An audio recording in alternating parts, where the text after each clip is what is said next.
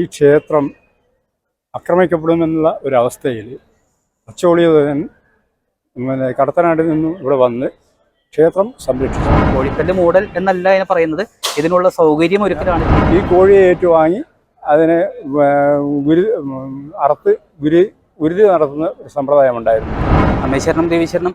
അപ്പോൾ കൊടുങ്ങല്ലൂർ കാവിലാണ്, എല്ലാവർക്കും അറിയാം. എല്ലാവരും ഉറ്റുനോക്കിക്കൊണ്ടിരിക്കുന്ന നിമിഷങ്ങളാണ് നാളെ രാവിലെ കോഴിക്കല്ല് മൂടൽ ചടങ്ങ്.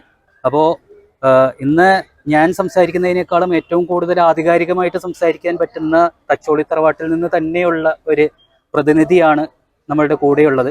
അപ്പോൾ അദ്ദേഹം നാളെ നടക്കുന്ന കോഴിക്കല്ല് മൂടൽ ചടങ്ങ്, അതിലെ തച്ചോളി തറവാട്ടുകാർക്കുള്ള അവകാശമെന്ത്, അവർ ആ ചടങ്ങ് നിർവഹിക്കുന്നത് എങ്ങനെയാണ്, ആരൊക്കെയാണ് അതിൽ പ്രതിനിധികളായിട്ട് പങ്കെടുക്കുന്നത്, എല്ലാ കാര്യങ്ങളും അദ്ദേഹം തന്നെ നിങ്ങളോട് സംസാരിക്കും. അപ്പോൾ നമസ്കാരം. നാളത്തെ കോഴിക്കല്ല് മൂടൽ ചടങ്ങിനെ കുറിച്ച് ഒന്ന് പൂർണ്ണമായിട്ടുള്ളൊരു വിവരണം. അതായത് താങ്കളിപ്പോൾ നാളത്തെ ചടങ്ങിൻ്റെ ഏറ്റവും പ്രധാനപ്പെട്ട, അതായത് ഭഗവതിക്ക് ഏറ്റവും കൂടുതൽ വേണ്ടത് എന്ന് പറയുന്നത് ഗുരുതി, അതുപോലെ തന്നെ ബലി. ഇപ്പോൾ ആ ബലി സർക്കാർ നിയമം മൂലം നിരോധിച്ചതിന് ശേഷം അത് നടക്കുന്നില്ല. എന്നാലും ആ പ്രതീകാത്മകമായിട്ട് തച്ചോളി തറവാട്ടുകാരാണ് കോഴിയെ സമർപ്പിക്കുന്നത്. അപ്പോൾ ആ ചടങ്ങ് ഒന്ന് മൊത്തമായിട്ടും അതുപോലെ തന്നെ ഈ അവകാശം സാധിച്ചത് എങ്ങനെയാണ് എന്നും നമ്മളുടെ പ്രേക്ഷകർക്ക് വേണ്ടി ഒന്ന് വിവരിക്കാമോ? ഈ ക്ഷേത്രം ആക്രമിക്കപ്പെടുമെന്നുള്ള ഒരവസ്ഥയിൽ അച്ചോളിയൻ കടത്തനാട്ടിൽ നിന്നും ഇവിടെ വന്ന് ക്ഷേത്രം സംരക്ഷിച്ചു. ക്ഷേത്രം സംരക്ഷിച്ചതിൻ്റെ പ്രത്യുപകാരമായി എന്താണ് വേണ്ടത് എന്നും കൊടുക്കാൻ തയ്യാറായി നിന്നിരുന്ന തമ്പുരാൻ എന്താണ് വേണ്ടത് എന്ന് ചോദിച്ചപ്പോൾ ഉദയനൻ ആവശ്യപ്പെട്ട പ്രകാരമാണ് ഇവിടുത്തെ ഉത്സവത്തിന് ആദ്യം കോഴിയെ സമർപ്പിക്കാനുള്ള അവകാശം എൻ്റെ തറവാട്ടിലേക്ക് എക്കാലവും വേണമെന്ന് ആവശ്യപ്പെട്ടു. അതുപ്രകാരമാണ് ഈ കോഴിയെ സമർപ്പിക്കാനുള്ള അവകാശം തമ്പുരാൻ അനുവദിച്ചത്. ആ ചടങ്ങാണ് ഇന്നും.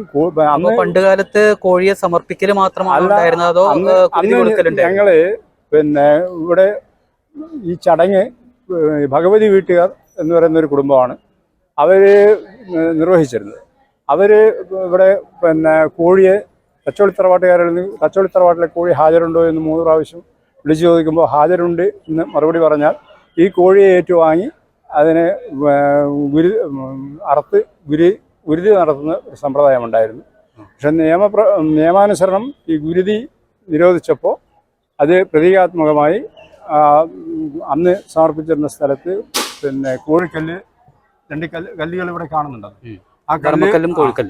ആ കല്ലില് ഒരു കുഴിയുണ്ടാക്കി കല്ല് അതിലിറക്കി വെച്ച് അതിൻ്റെ മേലെ മണ്ണിട്ട് പട്ട് പുതപ്പിച്ച് അതിൻ്റെ മേലെ പ്രതീകാത്മകമായി 2 കോഴിയെ സമർപ്പിക്കുന്നു. അവരത് വാങ്ങിച്ച് ഏറ്റെടുത്ത് കൊണ്ടുപോകും.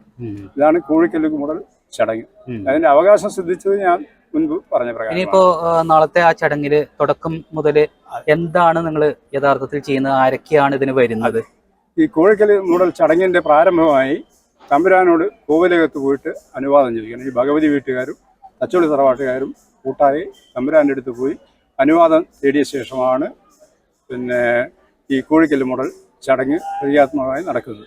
ഇതിലിപ്പോൾ തച്ചോളി തറവാട്ടിനെ പ്രതിനിധീകരിച്ച് 2 പേരും മൂപ്പൻ സ്ഥാനത്ത് ഉള്ള പറമ്പത്ത് വീട്ടുകാരുമാണ്. ഈ മൂപ്പൻ സ്ഥാനം എന്ന് പറഞ്ഞാൽ മൂപ്പൻ സ്ഥാനം എന്ന് പറഞ്ഞാൽ മുൻകാലങ്ങളിൽ ഞങ്ങൾ തറവാട്ടിൽ ഗുരുസിയും ഇതൊക്കെ നടത്തിയിട്ടാണ് വരിക.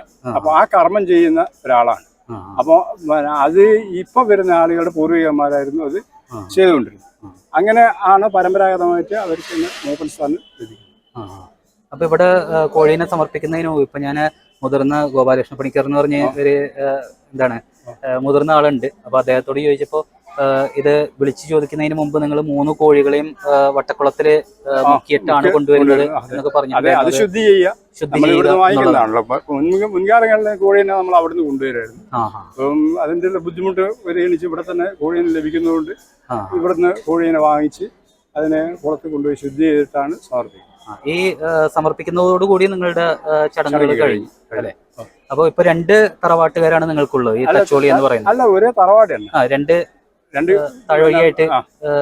താഴ്വഴിയല്ല, ഒന്ന് താഴ്വഴിയിലുള്ള ഞാനും മറ്റേ ഇതുവരെ ചെയ്തുകൊണ്ടിരുന്ന പിന്നെ ബാലകുറുപ്പ് എൻ്റെ അമ്മാവൻ്റെ മകനാണ്. ഇപ്പൊ നാളെ നിങ്ങളുടെ തറവാട്ടിൽ നിന്നുള്ളവർ രണ്ടുപേരും ആരൊക്കെയായിരിക്കും? അത് ഒന്ന് ഞാനായിരിക്കും, ഒന്ന് രാധാകൃഷ്ണൻ. മറ്റേ പേര് വിജയരാഘവൻ. രാധാകൃഷ്ണൻ മൂന്നാമത്തെ ആളും രാധാകൃഷ്ണൻ തന്നെയാണ്, ഈ മൂപ്പൻ എന്ന് പറയുന്നത്. ഓക്കെ. അപ്പോ നാളെ യഥാർത്ഥത്തിൽ ഭഗവതി തറവാട്ടുകാർ കോഴിക്കല്ല് മൂടുന്നു. യഥാർത്ഥത്തിൽ കോഴിക്കല്ല് മൂടൽ എന്നല്ല അതിനെ പറയുന്നത്.